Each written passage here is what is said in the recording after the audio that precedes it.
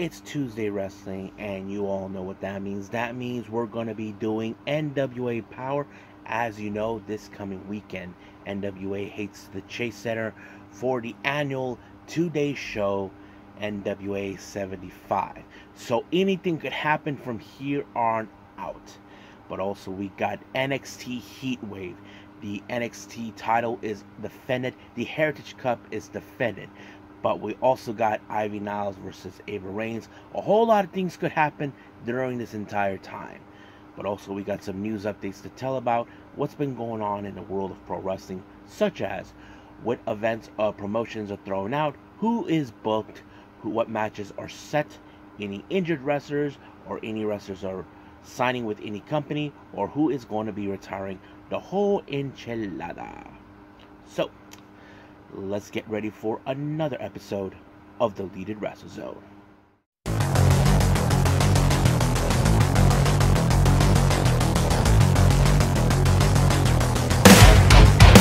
Are you ready? Get up, get up! Get up, get up! Get up, get up! Get up, get up! Get up, get up! Get up, get up!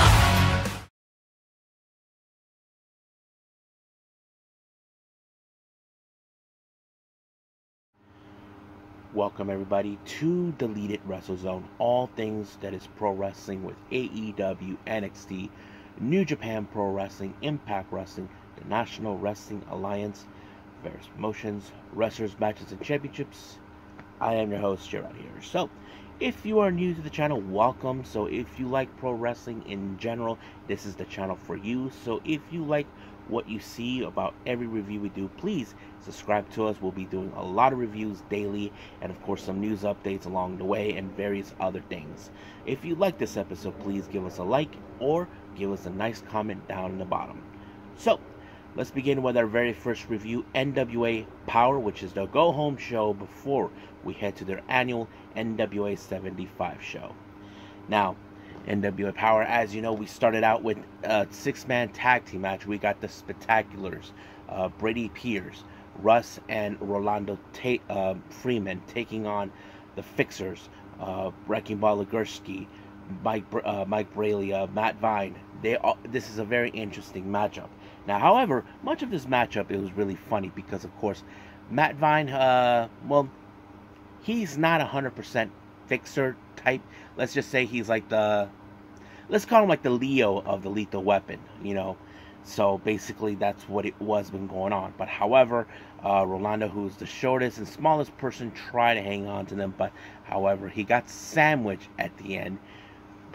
I feel bad for him. But anyway, this match ended with a combination power bomb elbow drop on Russ Freeman by Legursky and Bradley, but it was of course Legursky who picked up the win by pinning Russ Freeman.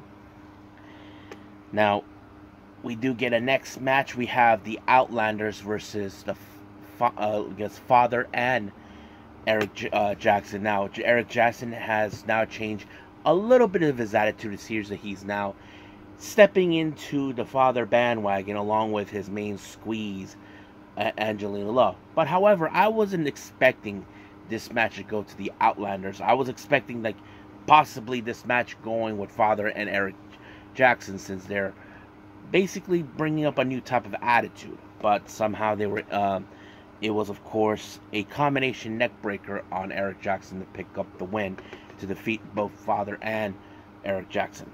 So, well, that's how, I don't know why they switched it, but it is what it is. Now, we do get a very interesting interview with, of course, none other than Aaron Stevens, along with the Blunt Force Trauma. Now, for a long time, we know that Eric Stevens has been trying to obtain the NWA World Tag Team titles. Now, this dates back when he was a tag team with Kratos. However, he hasn't forgotten what La Rebellion put him through. So now he feels that Blunt Force Farmer will be the team to dethrone them. So this will happen on night 1, but in night 2, if La Rebellion survives night 1, They will meet the winners of the Crockett Cup. We're talking about Mike Knox and Trevor Murdoch. So we'll see how this plays out when we get to NWA 75 this weekend. Now, our next interview is in the ring with Kyle Davis. We have Daisy Kill, doing his usual thing. But he ended up in the match to be in a no disqualification. The first person who responded was Jeremiah Plunkett. But Daisy Kill felt like, you're not even on his level. But here comes Robert Anthony, who basically can be on his level. But it ended in a three-way match. But remember, this became a no disqualification match, and innings necessary. But however, near the end of the match, Daisy Kill's buddy, Talos, showed up and decimated Plunkett and Robert Anthony. But however, one particular person hasn't forgotten the humiliation he suffered in the loss, and that is none other than Judas. Then, of course, Judas got himself handed to by his former teammate, Gags the Gimp. But because of that, it was Daisy Kill who picked up the win with a super kick onto Robert Anthony, giving the win. So there was a lot of confusion that led to this match in favor of Daisy Kill. Now, our next interview we do have with May Valentine, we have Natalia Markova. Now, Markova has been on a mission for a long time to obtain the NWA Women's World Title, aka the Burke. Now, last time she confronted Camille, the match ended in a time limit draw. However, here in the States, it is much of a big deal because someone has to come out as the winner. Places like Japan, well, it is what it is. It ends like that, no biggie. But however, on the wrestler's perspective, it's more like this. With a time limit draw, you can't not let that stand. There has to be a winner. So Natalia Markova, on the other hand, has been on a mission to obtain this title. But however, she did say to May Valentine she knows what her weakness is. Now, she says she's not going to say it. So she said it's going to happen in the ring. So I don't know what she has in mind, but we'll see what happens. Now, speaking of the women's division, we have Samantha Starr taking on Ruthie J. Now, recently I did announce that Ruthie J is going to compete at the Burke Invitational Gauntlet, but now she's put to the test against Samantha Starr, a second-generation wrestler like her mom. It was a pretty good match, but Samantha Starr was the one who had the much better advantage with finishing her off with the DDT. Now, once again, May Valentine is in interview mode, this time with the current NWA Women's World Television Champion, Kenzie Page, and the NWA Women's World Champion, Camille. Now, Kenzie Page, as you know, has been a fighting champion. She doesn't know who will be her next opponent, so that's pretty much it. But however, Camille had some few words to say to none other than Kenzie Page. Now, Kenzie Page, as you know, is the NWA World Television Champion. If you win 7 matches or able to retain the title in that amount of time, you'll be able to cash it in. But however, the recent developments we saw, Kenzie Page's friends, Pretty Empower, tried to take her out.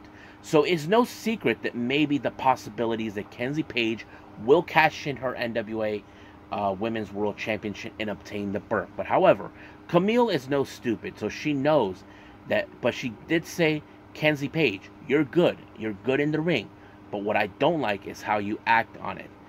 So basically she sees a lot of potential in her, but until she shows her otherwise, she'll probably have her opportunity. But however, Camille, who has now turned her attention towards the one person once again who challenged, issued a challenge, that is none other than Natalia Markova. So she initiates saying that she's going to walk out still as the one-time champ, NWA Women's World Champion. Now, as I mentioned before, we're only a few days away before NWA 75, so we have a bit of a tune-up match and a 2 out of 3 falls tag team match. Team number 1 is the current NWA World Television Champion, Tom Latimer, and of course, Chris Adonis. They take on the winners of the Crockett Cup tournament, Mike Knox and Trevor Murdoch. So Murdoch and Knox would consider this as a tune-up match, knowing that they are going to be facing against the best tag team. Now, first fall ends with Mike Knox and Trevor Murdoch winning by pinfall. But however, the second fall was a very interesting development.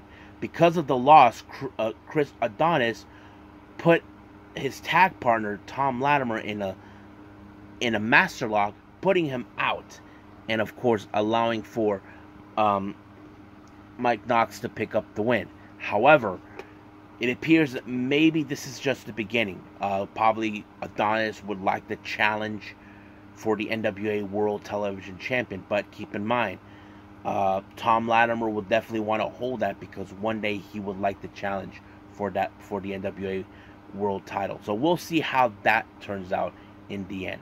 So I think that's pretty much it, what we have for NWA. As I mentioned before, we're on our way to NWA 75. So let's move on with NXT Heatwave.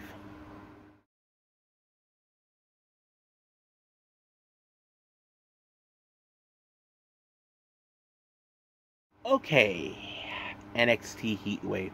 It opened up with a bit of a segment coming from Tony D'Angelo and Channing Stacks Lorenzo, as you know, giving the lowdown for today's event, NXT Heatwave. You know, finding out who has the better advantage, do they have what it takes to do what they do, who's making bets, and that sort of thing. So we'll see how this entire day turns out. Now, our first match of the day is Ilya Dragunov versus Trick Williams. Now, this became a very interesting storyline.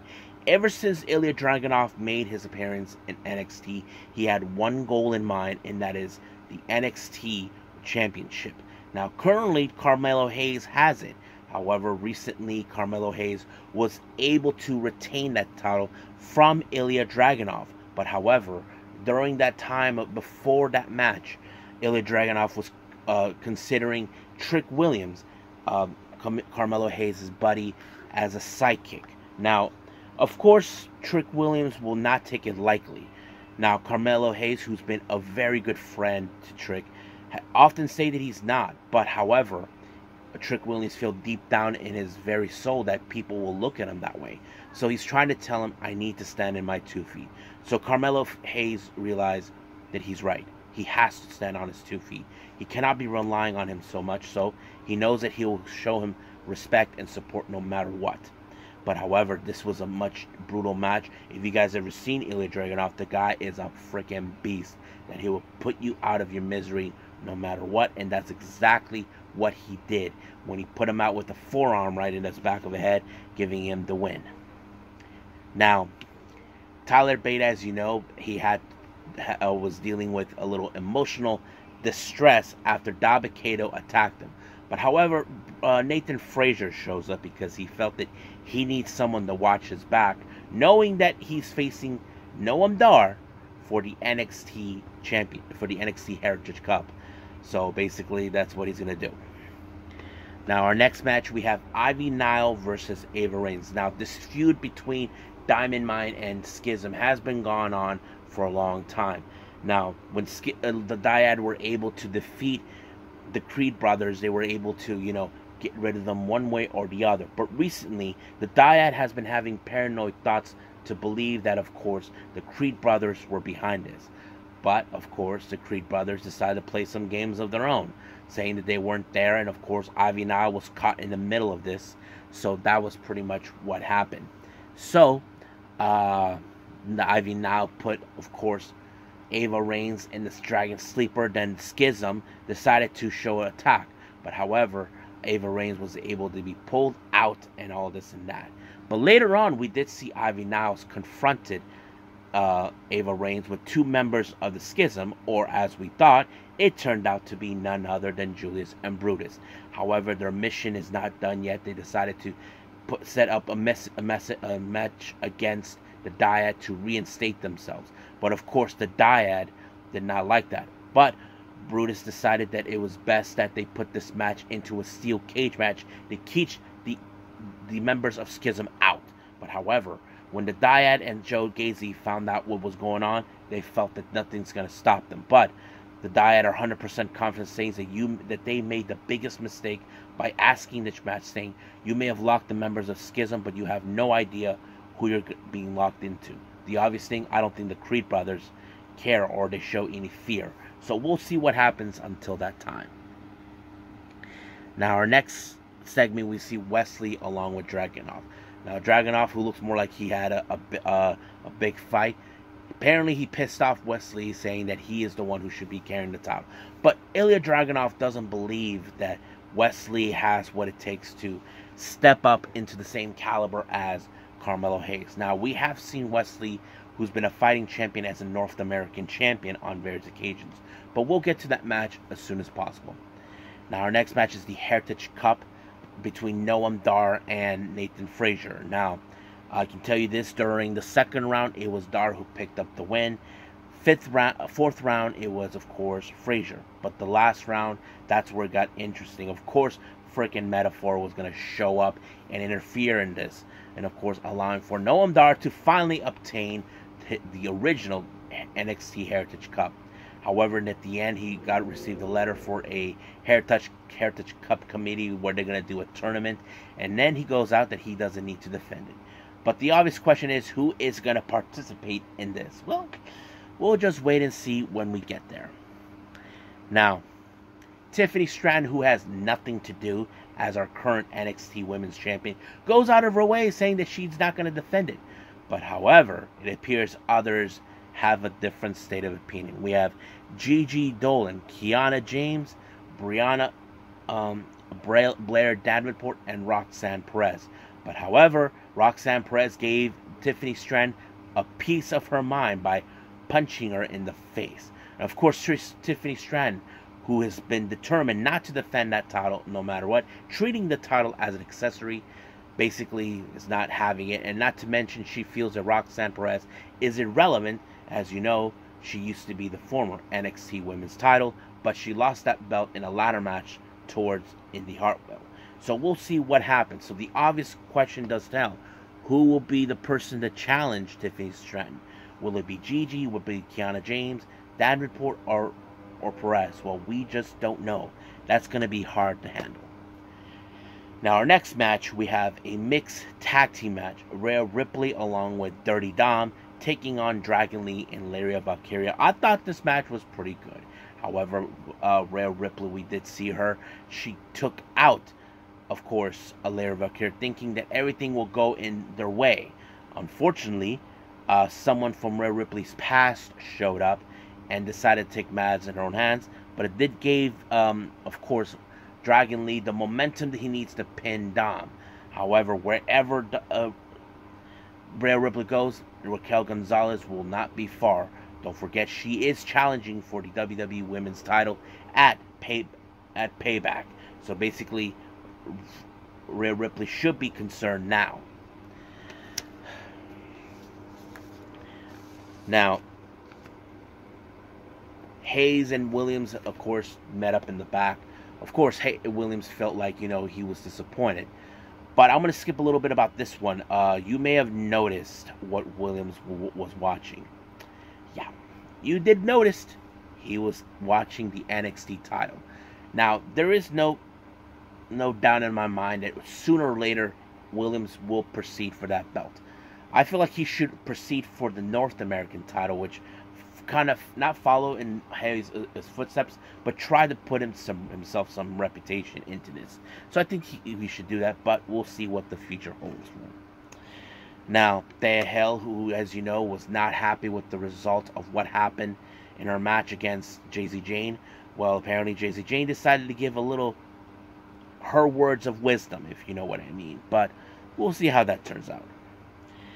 Now, we were supposed to have a match between Von Wagner and Baron Corbin, but however, Corbin comes out and attacks Von Wagner. This thing went into a brawl, but however, when we thought that Von Wagner had, what's his name, Baron Corbin right where he wanted, he got speared by Braun Breaker out of the blue. So that kind of sets it in. So I don't know what's going to happen, but I'm sure Von Wagner's not going to forget it. He will get some measure of revenge sooner or later.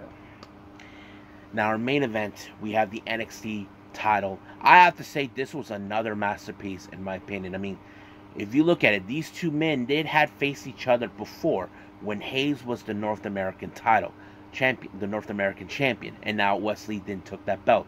So the obvious thing is, Wesley was able to defeat Hayes for that belt.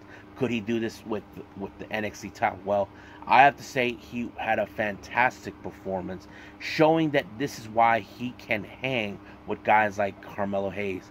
You probably would thought this match was going to be intensified. It just did. But however, it was Hayes with nothing but net to put away Lee in order to retain the title. So now the question does tell. Who will be next? Well, we'll just wait and see, because I'm sure there's a long list of people that will love to line up to be the one to challenge. But I do know one of them is Ilya Dragunov. So we'll see what happens until then. So I think that's pretty much it with NXT. Let's move on with our final thing, news updates.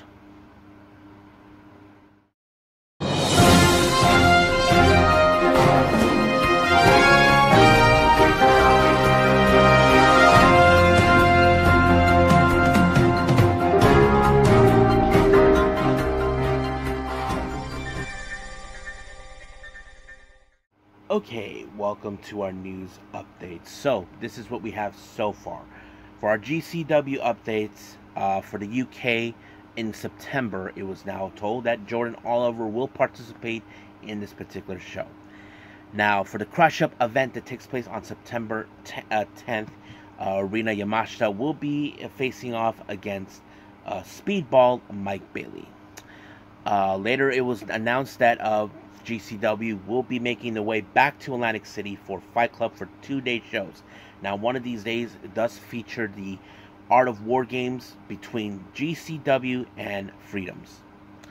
And then, in other words, a new show has been announced later on in October on the 14th, Blood on the Hills 2. No official word who's participate, but I'm sure we'll get to that sooner or later. And of course, later on in December, GCW will be making their return to Hartford, Connecticut. So that's going to be a lot of fun to hear. Now, for our West Coast Pro from the West Coast with Love later on the 10th of September, we have a 3-way match. We have Aramis, Iron Kid, and Black Taurus. Basically a Lucha Libre style match, which is going to be awesome. Now, for Wrestling Revolver, as you know, there's going to be a 2-day show. They have the Revolver Redemption on the 8th of October.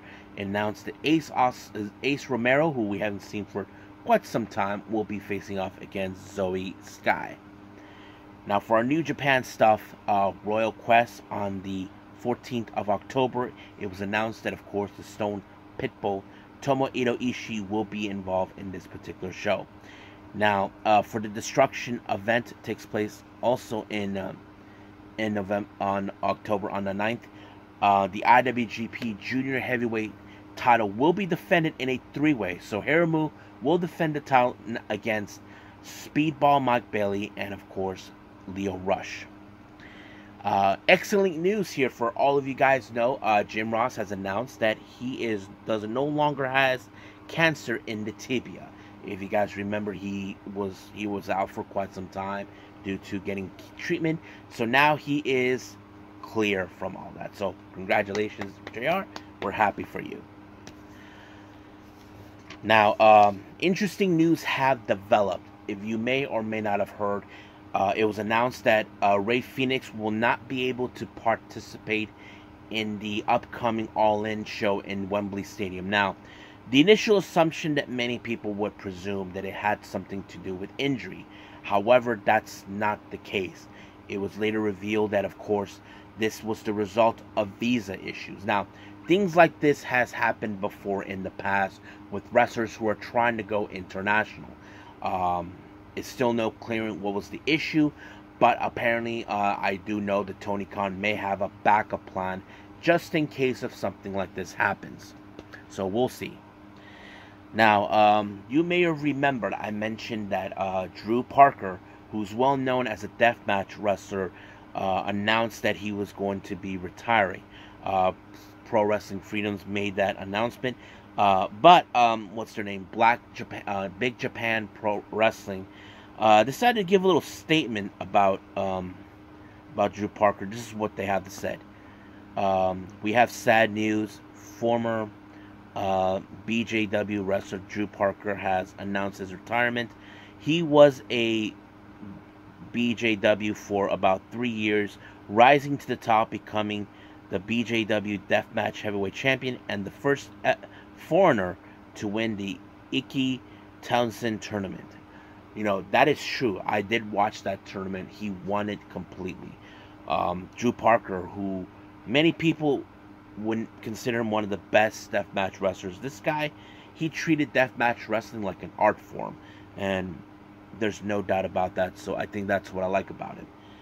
Now, Desperado had a little interesting interview, but there were certain topics that got my attention. One of them was about Got to Move. This is what he had to say.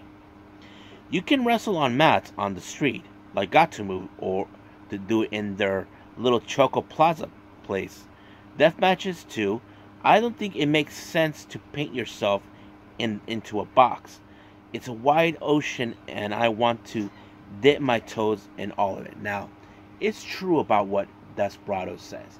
What difference does it make about what he does? I mean, he has recently been involved in death matches. I mean, how else is different with this about what they do in Choco Pro? It's true. He even attended a show that was produced by Chris Brooks at for Bakagaijin and Friends. So that would make sense. He also had some interesting things that he said about Nick Wayne. Now, keep in mind, he met Nick Wayne recently at Multiverse United 2. So this is what he said. Nick Wayne really is a prodigy. His personal story is incredible. He has so much upside as a wrestler. He had an awesome debut match with Swerve Strickland. Well, I guess if Wheeler Yuta can do the BOGS, Nick Wayne isn't out of the question. So what does that mean exactly? Does Desperado see a lot of potential in him, saying that he will fit perfectly for next year's Best of the Super Juniors? That is a good question. But he did say another remarks about Nick Wayne, but it was due to the match that he had recently at Multiverse United. So this is what he said.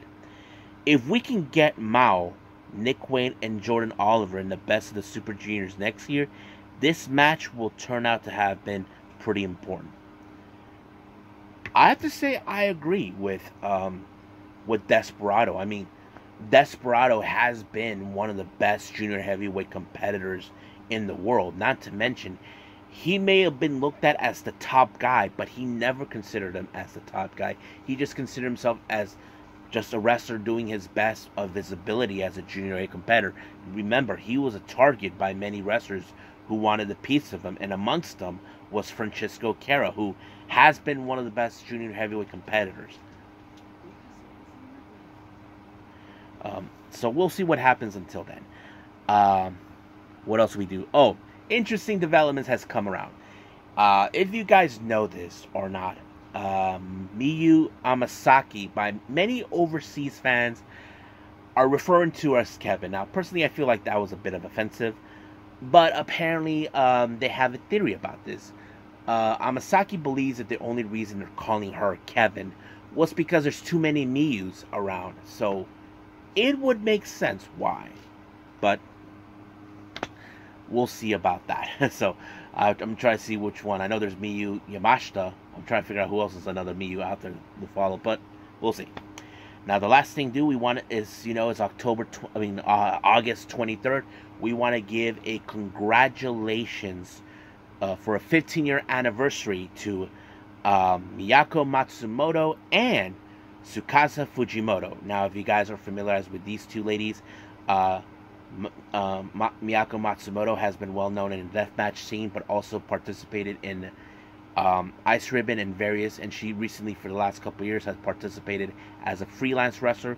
But as Tsukasa Fujimoto, who has been considered as the ace of Ice Ribbon, who is currently on a definite hiatus due to maternity leave. Both of these ladies were trained by the same person, Emi Sakura. So check them out. So congratulations, ladies. So happy 15-year anniversary. I think that's pretty much it what we have for our news updates. So let's just call it a day. Well, hope everybody enjoys this episode. So I apologize just to keep this short with just 2 reviews, but basically that's how it is for me. Recently I had to go to my day job. I did not have time to watch another review, but this will be suffice. So coming up, as you know, we got AEW Dynamite. I haven't seen New Blood 10 yet, but hopefully I get that opportunity soon. There's plenty others I haven't seen. I haven't seen the recent GCW events, but I will be doing those as soon as possible. For now, I will see you guys in the next DWZ time. Same DWZ channel. I must bid all of you adieu. So, goodbye. And have a nice day.